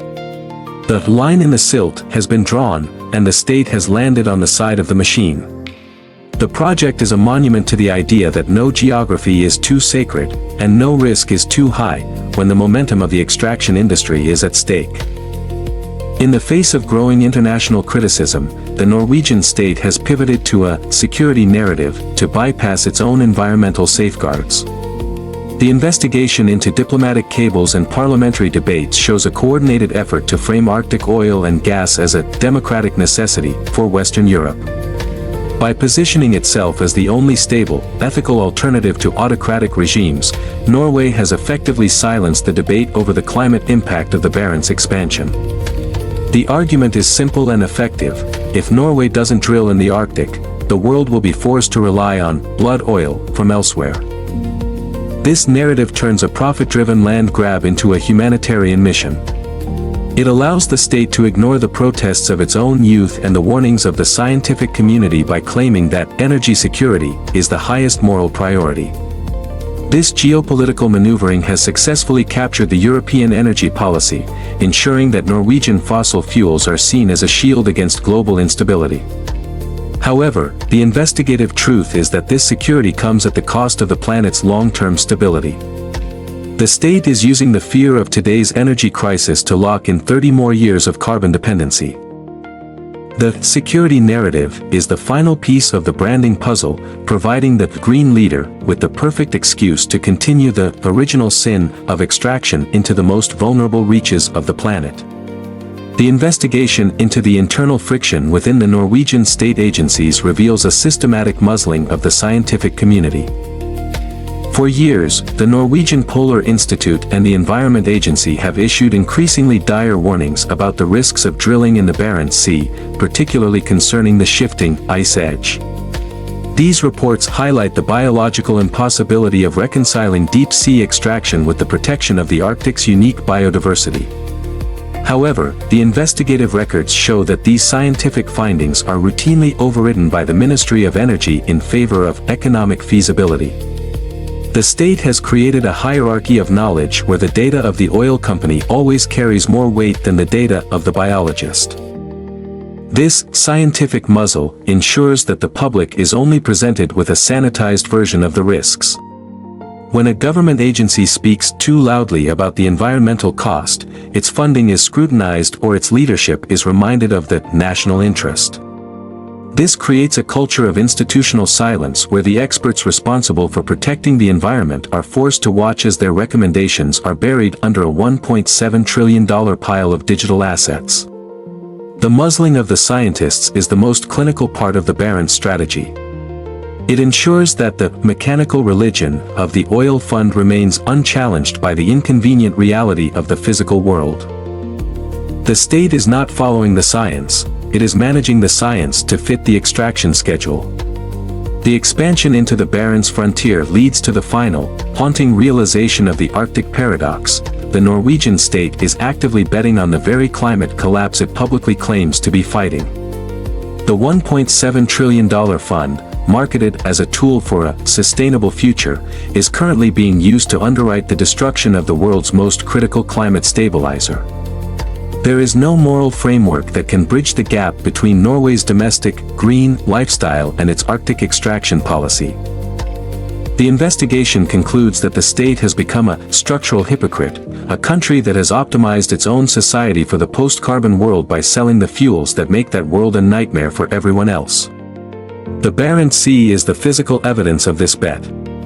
Every new drilling license issued in the melting ice is a declaration that the state values the growth of its bank account more than the stability of the biosphere. The Arctic paradox is the endgame of the Norwegian miracle. It is a system that has become so successful at hiding its wealth and its consequences that it can no longer see the reality of its own actions. As we look at the silent, freezing waters of the North, we see the true face of the perfect state, a financial superpower that is willing to burn the Arctic to ensure that the lights in Oslo never go out. The miracle is over, all that remains is the cold, hard geometry of a machine that refuses to stop. The Arctic is no longer a frozen constant, it is a landscape in a state of rapid, liquid collapse. For the Sami reindeer herder, the investigative reality is that their home is warming 4 times faster than the global average. This is the front line of the thaw, a place where the seasons have lost their rhythm and the ice has lost its memory. When we speak to those who live on the tundra, they describe a world that is becoming unrecognizable. The traditional winter, once a predictable period of deep cold and stable snow, has been replaced by volatile cycles of rain and snap freezes. This creates a lethal ice crust over the lichen, the primary food source for the reindeer. The animals can smell the food beneath the surface, but they cannot break through the frozen armor to reach it. This is not a distant environmental projection, it is a daily, human-centered struggle for survival. The herder is the first witness to the planetary shift, watching as the biological foundation of their culture literally melts away. They are living in a geography of loss, where the very ground beneath their feet is transitioning into a different state of matter. The state in Oslo monitors these changes with satellites and data sets, but the herder feels it in the exhaustion of their animals and the thinning of the herds. The front line of the thaw is the point where the global climate crisis stops being a political debate and starts being a lived experience of cultural erasure. The disappearance of the ice is not just a physical event, it is a linguistic catastrophe. Within the Sami language, there are over 300 unique words for snow and ice, each describing a specific texture, density, or safety level for travel and grazing. This is an investigation into the language of the snow, a sophisticated, centuries-old map of the Arctic environment that is being rendered obsolete by the warming climate. When the CV, the soft, granular snow, never forms, or the segar, the snow dug up by reindeer, becomes a solid block of ice, the words themselves lose their meaning. This is a profound form of cognitive displacement. The younger generation of herders is growing up in a world where the vocabulary of their ancestors no longer applies to the reality of the tundra. The state's green transition rhetoric claims to be saving the planet, but it ignores the fact that the most intimate human connection to the Arctic environment is being erased in real time. To lose the words for the snow is to lose the ability to navigate the history of the people. The investigation finds that the linguistic map of the Sami is being rewritten by the carbon emissions of the South, leaving a culture with a rich, detailed heritage for a landscape that no longer exists.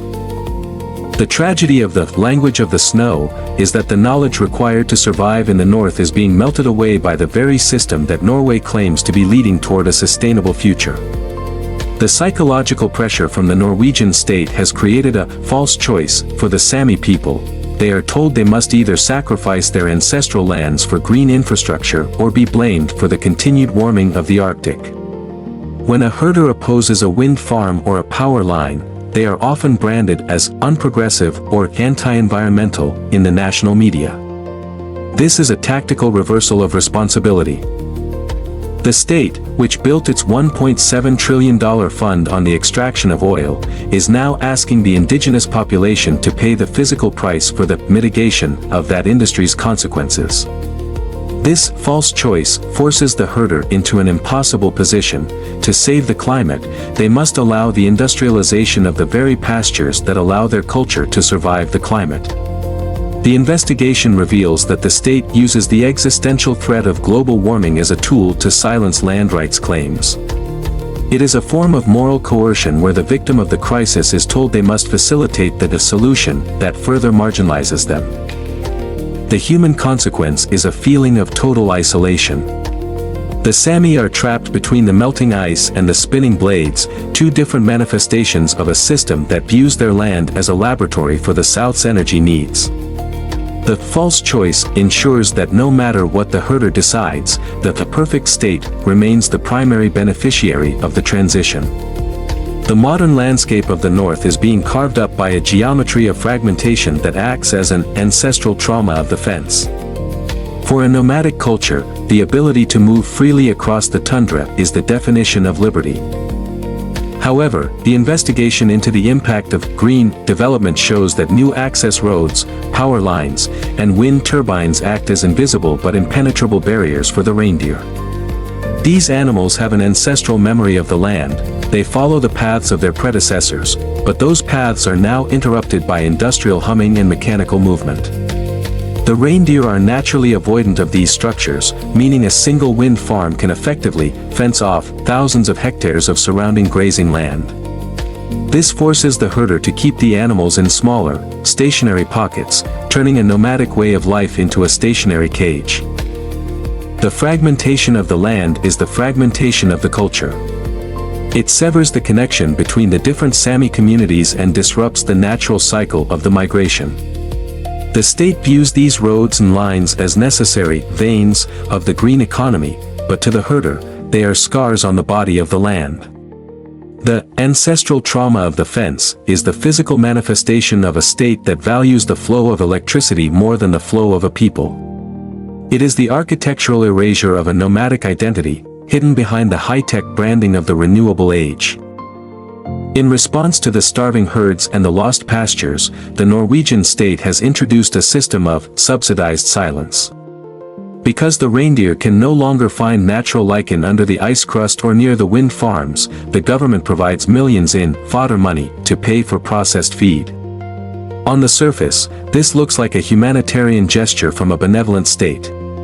But the investigation into the mechanics of these payments reveals a more calculated motive. It is a move to turn independent herders into state-dependent workers. By making the survival of the reindeer dependent on a state-issued check rather than the land itself, the government effectively neutralizes the herder's political power. If you are dependent on the state for the food that keeps your animals alive, you are less likely to fight that state in court over a land grab. This is the transformation of a culture into a livestock operation. The herder no longer relies on the language of the snow or the ancestral knowledge of the migration, they rely on the logistics of the state's supply chain.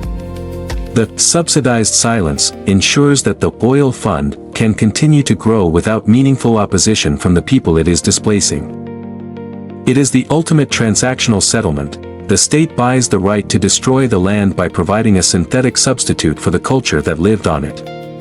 The investigation into the double burden concludes with a devastating emotional indictment of the perfect state.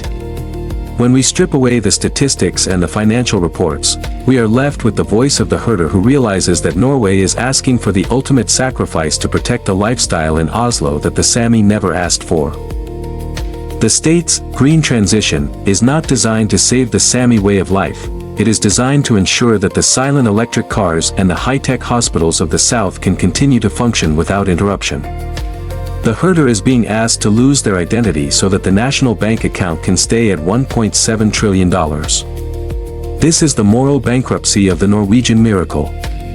The state has created a system where the solutions to the climate crisis are just as extractive and colonial as the problems they seek to replace.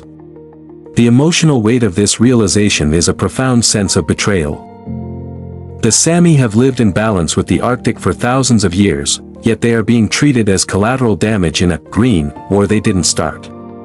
The perfect state is asking the most vulnerable of its citizens to bear the weight of its own historical mistakes.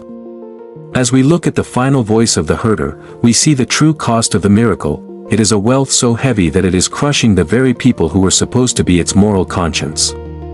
The shadow in the supermarket is a phenomenon that the Norwegian state struggles to quantify, yet it is growing in the very heart of the capital. In a nation defined by its $1.7 trillion safety net, the investigative reality is found not in the stock market reports, but in the warehouse of Matsentralen.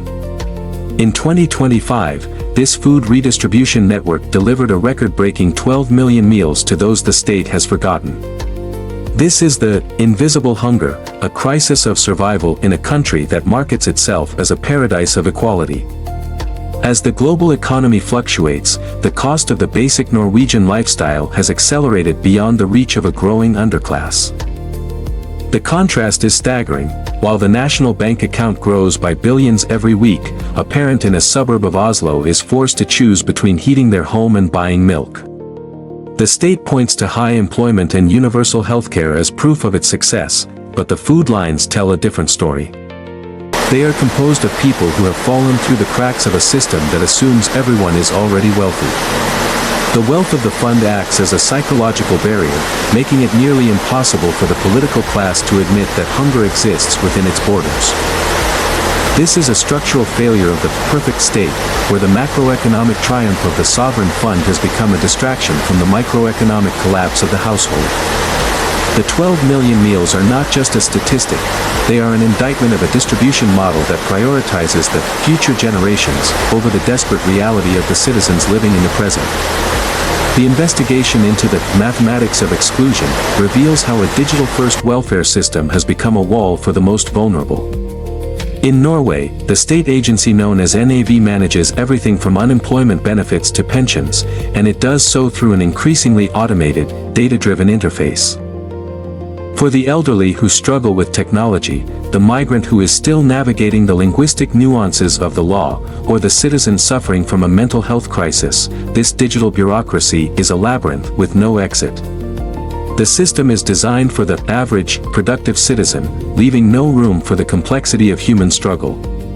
When the algorithm denies a claim or a digital form remains unsubmitted, the safety net simply ceases to exist for that individual. The investigation finds that the efficiency of the Norwegian model has created a new form of systemic displacement. By removing the human element from the welfare office, the state has made it easier to ignore the people it fails to serve. This is a clinical exclusion, where poverty is treated as a technical error rather than a human emergency. The $1.7 trillion fund is a digital abstraction to a man who cannot access his basic housing allowance because he lacks the correct digital identification. The mathematics of the state are perfect, but they are cold, and they are increasingly disconnected from the lived experience of the new poor who find themselves on the wrong side of the algorithm. The investigation into the working poor uncovers a hidden demographic, those who work full-time yet still cannot afford to live in the economy their own labor supports. In a high-cost environment fueled by the sovereign fund's upward pressure on the national currency and property values, the cost of being average has become a trap. A single-income household, even one earning what is considered a decent wage by international standards, is now frequently unable to cover the rising costs of energy, transport, and food. These are the people who do not qualify for state aid because their, on paper, income is too high, yet they are the ones currently filling the queues at the charity food banks.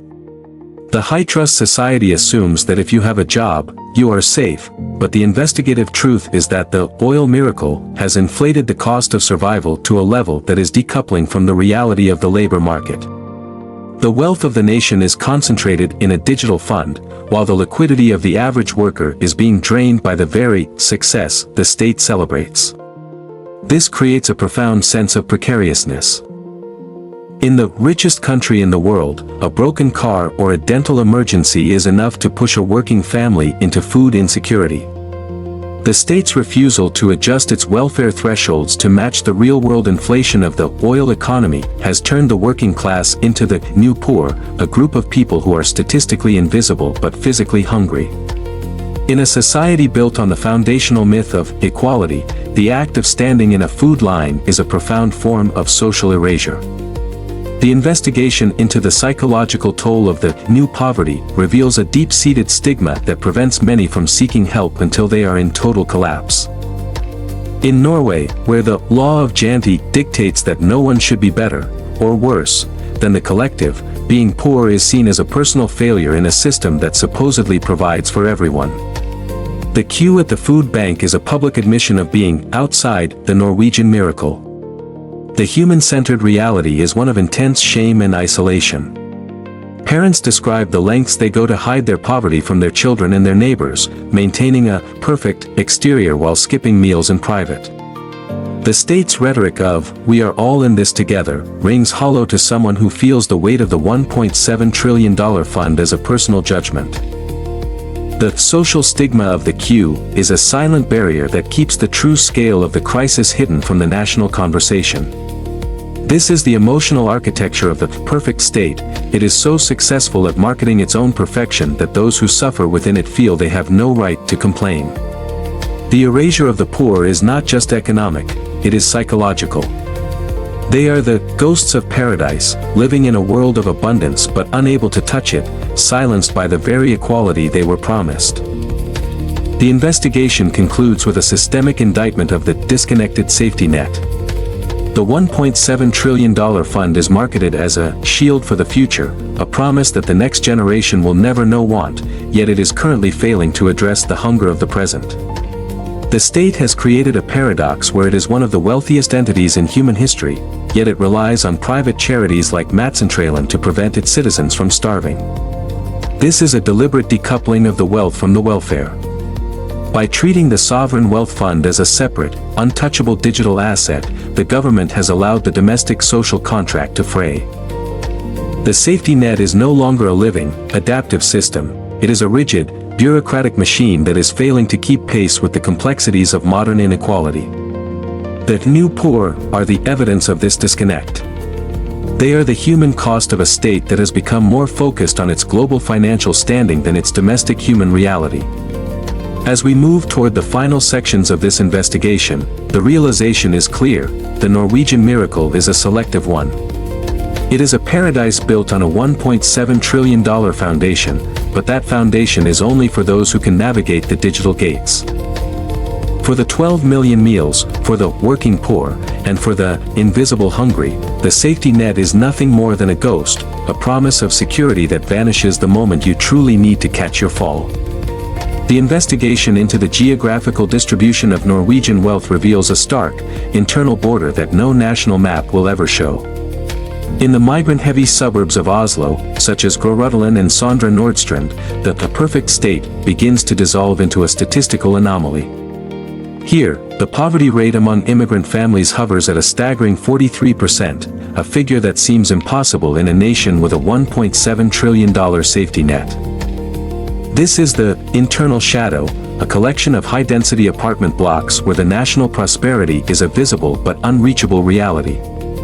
From the balconies of these estates, one can see the cranes and glass towers of the city center, built on the dividends of the North Sea, yet the economic flow of that oil stops at the edge of the transit lines. The investigation finds that while the state celebrates its high-trust, high-income model, it has effectively quarantined its most vulnerable residents in zones of stagnation. The wealth of the sovereign fund is used to subsidize the lifestyles of the majority, while these suburbs remain underfunded and overpoliced. This is not a failure of geography, but a choice of policy. The state has created a two-tiered reality where the Norwegian dream is protected for those with ancestral ties to the land, while the migrant is left to navigate a landscape of rising costs and diminishing returns. The 43% is a silent indictment of the equal society, a reminder that in the richest country, the shadow of exclusion is deepest in the places where the sun of the oil miracle never reaches. The credential barrier is a clinical mechanism of exclusion that transforms highly skilled human capital into a permanent underclass. Across the service sectors of Oslo and Bergen, there is a phenomenon the state refuses to officially categorize: the taxi driver doctor, or the cleaning staff engineer. An investigation into the licensing boards reveals a rigid, almost impenetrable refusal to recognize qualifications obtained outside of the European Economic Area. This is a structural gatekeeping that ensures the most prestigious and high-paying roles remain the exclusive domain of the original citizens. By forcing thousands of migrants into low-wage, precarious labor despite their professional backgrounds, the state creates a self-fulfilling prophecy of immigrant poverty. These individuals are paying into a pension system and a national fund that they are statistically unlikely to benefit from at the same level as their peers. The human-centered cost is a profound loss of dignity and a waste of talent that could strengthen the nation. Instead, the state utilizes this credential barrier to maintain a pool of cheap labor for the service economy, ensuring that the perfect state can continue to function at a low cost for the wealthy. This is the mechanical reality of the Norwegian dream. It is a protected brand, and the entry requirements are designed to keep the other on the periphery, regardless of their contribution or their capability. The geography of exclusion is most visible through the lens of the property market, a system that has been inflated by the sheer volume of oil-driven capital. In Norway, homeownership is the primary vehicle for wealth accumulation, yet the investigation finds that the migrant communities are trapped in a high-density rental cycle with no exit. As the sovereign fund's influence keeps property prices at record highs, the shadow suburbs have become permanent holding pens for those who cannot afford the massive down payments required by the national banks. This housing trap ensures that the generational wealth generated by the North Sea remains concentrated within the traditional Norwegian family tree. The migrant is forced to pay a significant portion of their income to landlords who are often the beneficiaries of the state's historical prosperity. This creates a parasitic economic relationship where the poor are effectively subsidizing the wealth of the rich. The investigative truth is that the oil miracle has made the Norwegian dream of a home and a garden an impossible fantasy for those living in the rental blocks of the East. The state offers housing subsidies, but these are merely temporary patches on a systemic wound. The property market has become a tool of segregation, ensuring that the different Norways rarely interact, and that the wealth of the $1.7 trillion fund remains safely insulated from the demands of the new poor. For the youth born in the shadow suburbs, the investigation uncovers a second-generation friction that defines their every interaction with the state. These are children who were born in the perfect state, who speak the language perfectly, and who have never known another home, yet they are treated as perpetual guests in their own country. The psychological toll of this liminal identity is a profound sense of alienation. In the schools and the youth clubs of the East, there is a growing realization that the equality preached in the textbooks does not apply to their resumes or their interactions with authority. They see the $1.7 trillion fund as something that belongs to them, the people in the glossy commercials, not to the residents of the apartment blocks. The investigation finds that this friction is leading to a deepening of social divisions that the state's integration programs are failing to address. When a young person realizes that their postal code is a bigger factor in their future than their grades, the social contract begins to dissolve. This is the human consequence of a state that has prioritized the branding of perfection over the reality of inclusion. The youth of the shadow are the future of Norway, yet they are being raised in a landscape of exclusion, watching as the national wealth is used to build a shield that doesn't include their faces. The investigation concludes with a systemic indictment of the illusion of integration. The Norwegian state spends billions on integration programs designed to teach the language and the values of the perfect state, yet the structural reality remains unchanged. These programs are utilized as a PR tool to convince the international community, and the Norwegian voters, that the state is doing everything it can to help the other. But the investigative truth is that the $1.7 trillion fund remains structurally designed for the benefit of the original citizens. The integration being offered is a one-way street. The migrant must change to fit the state, but the state has no intention of changing its economic or social hierarchies to fit the migrant. This is the geography of exclusion in its final form. It is a system that allows the richest country in the world to maintain its humanitarian image while presiding over a society where your background determines your access to the miracle. The immigrant shadow is not a side effect of the oil wealth, it is a requirement of it. By maintaining a marginalized underclass, the state ensures the stability of the majority. As we look at the high-density blocks of the East, we see the true cost of the $1.7 trillion. It is a wealth so vast it can buy the silence of its own contradictions, leaving the Norwegian dream as a ghost that haunts the suburbs it will never enter. The paradox of the golden handcuffs is the defining structural contradiction of the modern Norwegian identity. In a nation that boasts a $1.7 trillion collective safety net, the individual reality is one of staggering personal liability. An investigation into the national balance sheet reveals that behind the world's largest sovereign fund lies a population with one of the highest household debt-to-income ratios in the industrialized world. While the state accumulates surplus from the North Sea, its citizens are tethered to massive private loans that often exceed 3 times their annual disposable income. This is the wealth illusion, a society that appears invincible on a macroeconomic level but is profoundly fragile at the kitchen table. The investigative truth is that the collective prosperity of the fund has not translated into individual financial freedom. Instead, it has created a high-cost environment where the entry price for a normal life is a lifelong commitment to the banking sector. The golden handcuffs are polished by the state's AAA credit rating, which allows for a seamless flow of credit, but the weight of that metal is felt by the families who must maintain a perfect, high-consumption lifestyle just to remain culturally visible.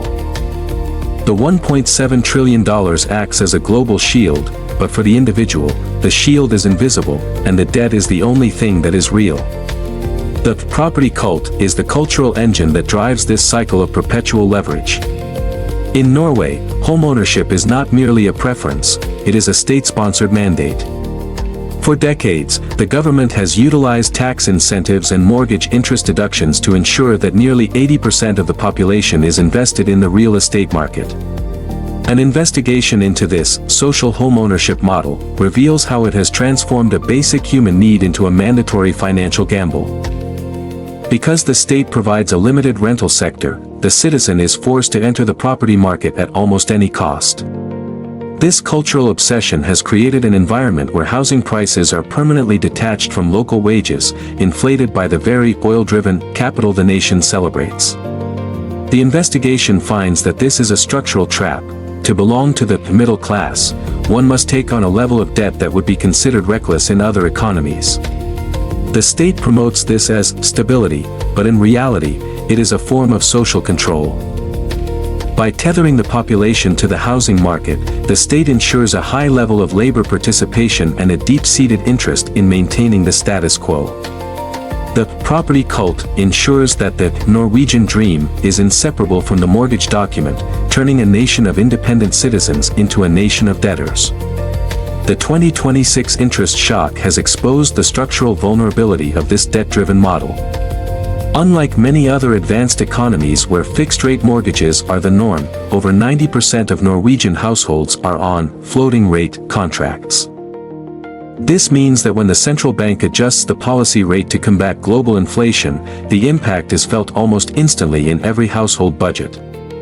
The investigation into the current financial landscape reveals a middle class that is now highly sensitive to the shifting tides of global central banking.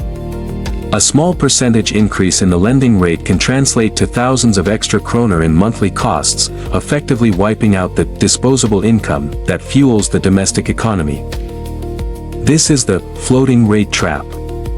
The state's $1.7 trillion fund is invested globally and remains largely insulated from these domestic shocks, creating a bizarre disconnect where the government grows wealthier as its citizens grow more desperate. The investigation finds that the resilient economy the state markets to the world is actually a high-wire act.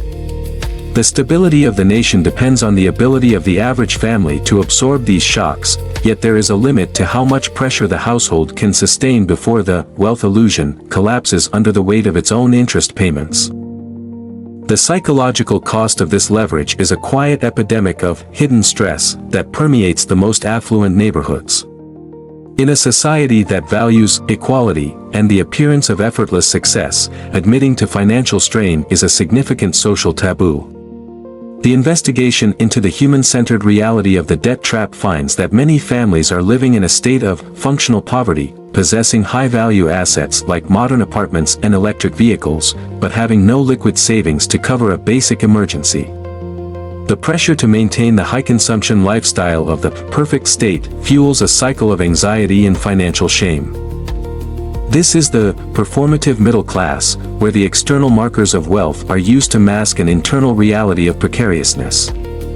The investigation reveals that the fear of a social downgrade is a powerful motivator, keeping people in high-stress jobs and preventing a national conversation about the sustainability of the current model. The state provides a safety net for health and education, but there is no safety net for the social shame of a foreclosure. The hidden stress is the silent fuel of the Norwegian economy, a psychological pressure that ensures the gears of the credit-driven machine continue to turn, even as the individuals within it reach their breaking point. The structural fragility of the Norwegian miracle is found in the final realization that the sovereign fund is a collective asset with a private liability. The investigation concludes that the $1.7 trillion acts as a macroeconomic shield that protects the state's international reputation, while the individual citizens remain tethered to a credit-driven reality they cannot escape. This is the debt trap in its most sophisticated form. The wealth of the nation is stored in a digital vault for future generations, but the current generation is forced to finance their lives through the private banking sector. The state has effectively outsourced the cost of the Norwegian lifestyle to the individual's balance sheet. This creates a society that is wealthy by every international metric, yet fragile by every human one. The investigative truth is that the $1.7 trillion fund is not a solution to the debt trap, it is the reason the trap can exist. Without the perceived security of the fund, the banks would not lend at such high ratios, and the citizens would not feel safe taking such large risks. The wealth illusion is a feedback loop where the collective surplus masks the private deficit, leaving the perfect state standing on a foundation of credit that is as vast as it is unstable. The initial 2024 rush to open the Norwegian continental shelf for deep-sea mining was framed by the state as a moral obligation to the planet. The investigation into the early legislative documents reveals a narrative where the vast, unexplored ridges of the Arctic seabed were reimagined as the oxygen of the green transition. The Ministry of Energy argued that the cobalt, copper, and rare earth minerals embedded in the crust of the abyss were essential for the batteries and turbines of the future. This was a clinical rebranding of underwater extraction. The state claimed that by mining its own waters, it could provide a clean alternative to the terrestrial mines of the global south, where labor abuses and environmental degradation are rampant. However, the investigative truth was far more mercenary. The Norwegian state saw an opportunity to become the world's primary supplier of critical minerals, securing the future of the $1.7 trillion fund as the oil era inevitably fades. By mapping out an area of the seabed larger than the United Kingdom, the perfect state was positioning itself to lead a new industrial frontier. The rhetoric was draped in environmental necessity, but the mechanical reality was a calculated expansion into the last untouched wilderness on Earth. The golden seabed was not just a resource, it was a strategic asset designed to ensure that Norway remained the dominant financial power of the North, regardless of the ecological cost to the deep-sea ecosystems that have remained undisturbed for millions of years. The global backlash to Norway's deep-sea ambitions was unprecedented, striking at the very heart of the Green Leader brand. Within months of the announcement, a coalition of the European Union, hundreds of international scientists, and even global tech giants, including the Magnificent Seven, issued a public warning against the project. The investigation into this diplomatic friction reveals a moment of profound vulnerability for the Norwegian state. For the first time, the ethical investor was being accused of environmental recklessness on a global scale. The image of industrial dredgers tearing through the fragile, carbon-sequestering crust of the abyss was a PR disaster that the sovereign fund could not easily absorb. The investigation finds that the pressure was not just moral, but financial. Major institutional investors began to question whether the Norwegian fund could still be classified as responsible if it pioneered a destructive new industry. The tech companies, whose supply chains the state claimed to be saving, publicly stated they would not use minerals sourced from the deep sea until the environmental risks were fully understood. This was a total breakdown of the state's narrative. The Green Leader was being isolated by the very market it sought to lead, forcing the political class in Oslo to realize that the reputational cost of the seabed minerals was beginning to outweigh their projected market value. The 2025 moratorium was a clinical, tactical retreat, a strategic pause designed to protect the national brand from further erosion. An investigation into the legislative language of the pause reveals that it was not an admission of ecological wrongdoing, but a procedural delay. The state did not cancel the mining licenses, it merely moved them into a secondary phase of further study. This is the tactical U-turn, a maneuver that allowed the government to claim it was listening to the science while keeping the industrial infrastructure in place for a future restart. The investigation finds that the moratorium was timed to coincide with a major international climate summit, providing the perfect state with a convenient headline to restore its green credentials. By announcing the pause, Norway effectively silenced the immediate global criticism without giving up its long-term claim to the seabed resources. It was a masterpiece of brand management. The investigative truth behind the moratorium is that the state is waiting for the cameras to turn away and for the global demand for minerals to reach a level where the environmental concerns are once again secondary to the economic necessity. The U-turn was not a moral awakening. It was a repositioning of the machine, ensuring that the $1.7 trillion fund remains shielded from the controversy while the state waits for a more favorable political climate to resume the extraction. The scientific red line is the boundary that the marine biologists and researchers tried to establish long before the moratorium was even considered. An investigation into the internal reports from the Norwegian Institute of Marine Research reveals a history of warnings that were systematically ignored by the Ministry of Energy during the 2024 rush. These scientists provided data showing that we know less about the deep sea floor than we do about the surface of the moon. They argued that the sediment clouds generated by mining would travel for hundreds of kilometers, choking the life out of the water column and destroying the carbon capture capacity of the ocean. The human-centered investigation into these researchers finds a community of experts who felt betrayed by a state that claims to be science-led. Following the investigation into what we actually lose when we strip the deep-sea crust, the reality is one of permanent, irreversible damage to species and ecosystems that have never even been named. The red line was not just about the minerals, it was about the fundamental arrogance of a system that believes it can industrialize the abyss without consequences. The moratorium may have provided a temporary reprieve, but for the scientists who saw their data sidelined in favor of the $1.7 trillion balance sheet, the trust in the perfect state has been fundamentally broken.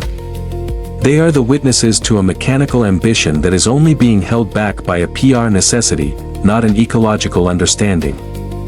The investigation concludes that the tactical U-turn is the ultimate proof that the $1.7 trillion fund remains the primary driver of Norwegian policy. The state will always prioritize its ethical image over raw extraction when the PR cost becomes too high to sustain. The moratorium on deep-sea mining was a calculated decision to save the brand at the expense of the mineral.